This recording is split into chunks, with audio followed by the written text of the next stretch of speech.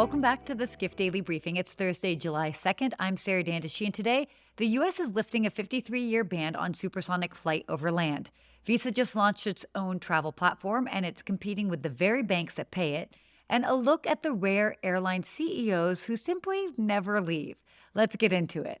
So first up, this one is genuinely exciting. The Trump administration just proposed a rule that would lift the FAA's 1973 ban on supersonic flights over the continental United States. Now, the original ban came down because the planes were too loud, sonic booms rattling windows and rattling nerves.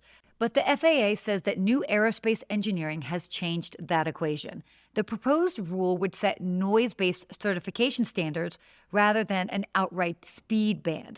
The second rule, covering takeoff and landing noise standards, is expected later this year, with both rules targeted to be finalized by mid-2027. So what this means in practice: a flight from New York to London in roughly 3 hours. The biggest player in the space is Boom Supersonic, which already has orders from American, United, and Japan Airlines. Their planes will be business class only, betting on premium travelers who will pay to get there faster. Now, this isn't happening tomorrow. Certification takes time, and the commercial timeline is still years away. But for the first time in half a century, supersonic flight over American skies is officially on the table. Next up, Visa just launched something called Visa Destinations, a consumer-facing travel platform featuring curated experiences, dining, and shopping across 10 cities, including Paris, London, Dubai, and New York. Now, on the surface, this sounds like a nice cardholder perk, but the real story is in the structural conflict underneath. Visa doesn't issue cards. Banks do.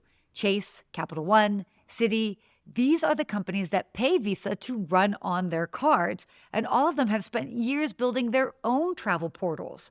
Chase Travel did $12.6 billion in sales just last year, and Capital One Travel isn't far behind. Now Visa is building a consumer travel platform that sits above all of them. Visa's framing is that it's additive, focused on premium international experiences that most bank portals don't cover. But it's hard to imagine Chase or Citi actively promoting a Visa-branded travel alternative to their own products.